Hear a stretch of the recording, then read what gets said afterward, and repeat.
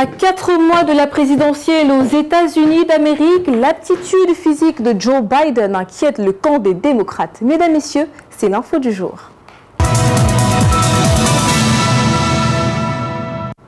Vous êtes en direct de Global LTV et vous regardez, mesdames, messieurs, l'info du jour. Lors du premier débat en vue des présidentielles à venir aux USA, Donald Trump et Joe Biden se sont affrontés au cours d'un débat au cours duquel les candidats invectivaient l'un sur le grand âge et l'autre sur les débats avec la justice. Le fond et la forme ont retenu l'attention. Regardez. Débat très tendu entre le président démocrate Joe Biden et son rival Donald Trump lors de la première confrontation en vue des présidentielles à venir. Il fallait défendre ses ambitions pour convaincre les millions de potentiels électeurs. À la place, les deux rivaux ont versé dans le dénigrement de l'un comme de l'autre. En clair, le candidat républicain marquait l'argument de l'âge avancé du président au pouvoir, remettant en doute sa capacité mentale et physique. J'ai passé 2 tests cognitifs. Je les ai réussis tous les 2, comme vous le savez, et on l'a rendu public. Lui, il n'en a fait aucun. J'aimerais le voir en faire juste un très simple. En réponse, Joe Biden, président démocrate, n'a pas manqué de tirer sur son adversaire en ce qui concerne ses affaires judiciaires en cours. Ces crimes dont vous êtes toujours accusé, pensez à toutes les accusations contre vous. Combien de milliards de dollars est-ce que vous devez pour avoir agressé des femmes en public, pour avoir fait tout un tas de choses, pour avoir eu des relations sexuelles avec des stars du X lorsque votre femme était enceinte? Selon un expert, les deux rivaux sont au coude à coude dans les sondages. À l'issue de ce premier débat, l'état fébrile du président Biden est plus qu'une évidence, lui qui perdait pratiquement le fil de ses idées. Joe Biden aurait pu être plus clair et parler aussi plus fort. Je suis triste pour notre pays parce que ça, c'est le mieux que nous ayons. Ainsi, il ne réussit pas à faire taire les doutes sur son âge avancé, mais aussi sur sa capacité à gérer un deuxième mandat. Rappelons que le dernier débat aura lieu le 10 septembre prochain, soit 1 mois avant les présidentielles. La sérénité a quitté le camp des démocrates depuis le débat du 7 juillet dernier, débat au cours duquel justement Joe Biden a présenté des signes de fébrilité.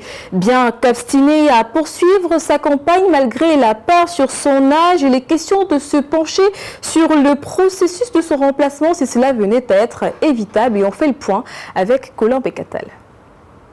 Le débat qui a opposé Donald Trump au président en exercice Joe Biden le 27 juin a fragilisé la stabilité du camp démocrate alors que l'on est à 4 mois de la présidentielle aux États-Unis.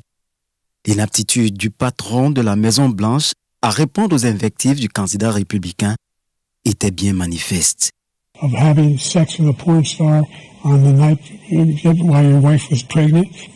situation qui entretient l'inquiétude des démocrates quant à son état de santé. Un autre point que le président américain réfute avec la dernière énergie. Est-ce que je peux courir un marathon? Non. Mais je suis en bonne santé.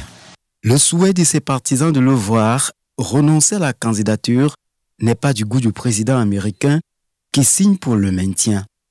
Lundi 8 juillet dernier, Joe Biden estimait que le retirer de la course serait trahir le vote populaire des primaires démocrates. Il reste le candidat idéal d'après lui. Je suis candidat et je vais gagner à nouveau. Dans l'éventualité du retrait de Joe Biden, il va falloir que les 4000 délégués accumulés par lui lorsqu'il a remporté les primaires dans les États et territoires des États-Unis choisissent de donner leur voix à quelqu'un d'autre. Dans la mesure où c'est le président en exercice des États-Unis qui se retire, ces délégués se seraient ainsi libérés et une autre compétition sera alors ouverte entre les autres candidats démocrates pour que le vainqueur soit désigné pour le challenge de la phase finale.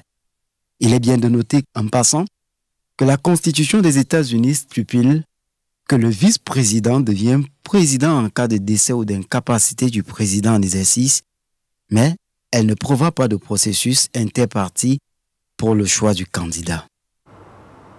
La forme physique du président américain Joe Biden divise donc le camp des démocrates. Alors que plusieurs pensent qu'il n'est plus apte à se présenter, Joe Biden reste tout de même confiant. Il reste donc des potentielles candidatures des démocrates seraient envisageables en cas d'abandon du président Biden. Pythagore Lakudji pour plus de détails.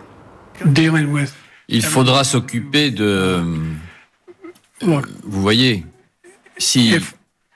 À quelques mois seulement de la présidentielle aux États-Unis, l'incendie continue de s'étendre chez les démocrates au sujet de la capacité du président Joe Biden de gagner face aux républicains. Depuis son débat calamiteux contre Donald Trump le 27 juin dernier, son état de forme inquiète plusieurs au sein même de son propre camp. Des voix chez les démocrates commencent déjà à lui demander publiquement de jeter l'éponge. Temps pour lui de se mettre en retrait. Les Américains veulent un candidat fort et énergique. Si plusieurs pensent qu'il n'est plus apte à être aux affaires, le président américain, lui, prétend qu'il est toujours l'homme de la situation. The fact of the matter is that, I screwed up. I made a mistake.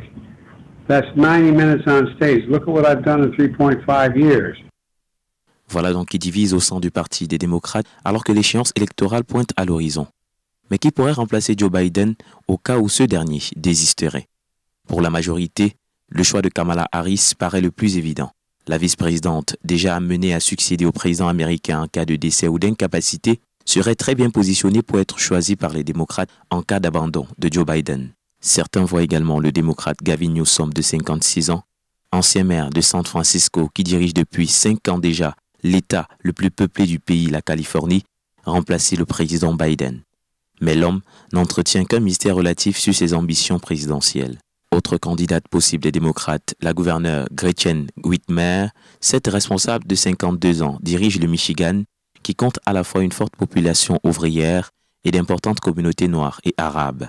Autant d'électorats que Joe Biden peine actuellement à séduire.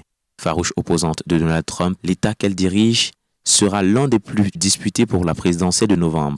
Un argument fort, d'après ses partisans, pour la nommer comme candidate du parti. Si tout semble encore flou du côté des démocrates, côté républicain, Donald Trump reste discret après sa dernière sortie face à Joe Biden. In the light of the controversy surrounding the age of world leaders, our journalists Blandine Jinka and Richard Bicker took to the street to find out the stance of Western leaders criticizing African leaders. Let's take a look. Age, they say, is nothing but a number, but it has become a very pertinent controversial topic as far as world politics is concerned. Tend to see particularly younger leaders or exceptions to this rule are often in countries that have very strong parties and a strong party system, countries where parties get very actively involved in recruiting young people into their ranks. In the United States, Joe Biden at 81 is said to be the oldest American president, a distinction he has held since entering power at age 78, a fact which stands as a criticism to the said lesson taught to Africans by the Western world of letting the young rule. With the COVID. In the streets of one of the busiest cities of Cameroon, Douala, the question was asked to find out if really these leaders are at a right to criticize another while practicing the same. Je pense que le président américain n'a pas le droit de s'ingérer même dans les affaires africaines. Il n'a pas le droit de donner son point de vue. Puisque lui-même étant âgé, il n'a pas ce droit-là de critiquer le président camerounais. En ce qui concerne Joe Biden et Donald Trump, les Africains ne doivent jamais oublier leurs origines. Parce que tout ce que les Blancs font, c'est une tromperie. Parce que les Blancs ont leur culture et les Africains ne doivent jamais oublier leur culture. While many believe they have no right to point fingers at old-aged African leaders, others think it is an African culture and should not be tampered with. Le droit vraiment à nous porter critique par rapport à la dureté de nos chefs d'État. Vu que les États-Unis, c'est la plus grande institution démocratique dans le monde, donc ça veut dire qu'eux sont en train de vouloir vraiment bugger et de croire qu'ils peuvent donner la leçon à tout le monde. Meanwhile, others believe it has nothing to do with Africa and it is just a ploy to distract African youths from the goal. Une manière d'exciter les Africains à pouvoir se révolter pour qu'ils puissent vraiment venir en profiter de notre sous-sol et de profiter et de déstabiliser la jeunesse africaine. It is evident to conclude that not even presidents can reverse time. So there's only so much Joe Biden, President of the United States of America, can do to defuse one of his top general liabilities, his advanced age.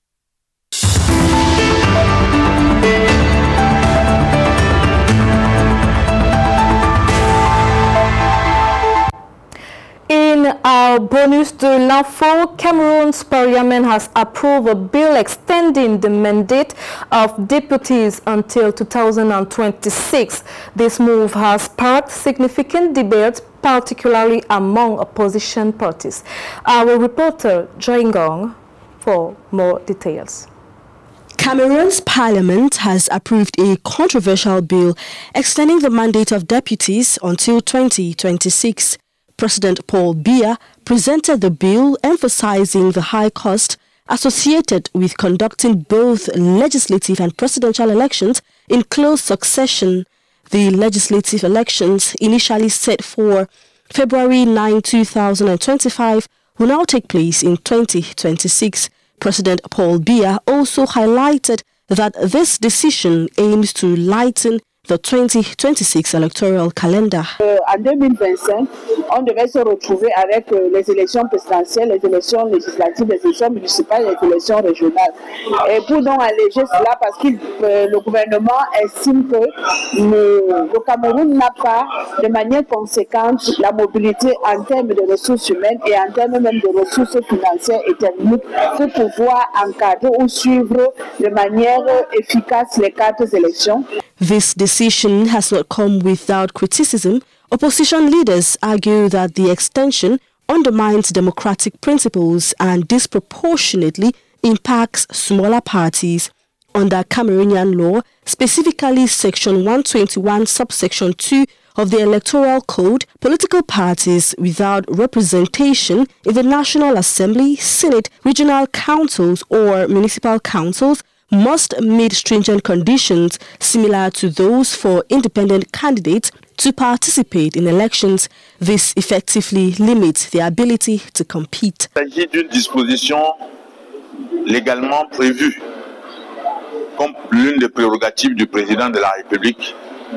Le contexte de 2024 ne peut pas être justifié autrement que par une tentative de manipuler le calendrier électoral au profit du parti au pouvoir.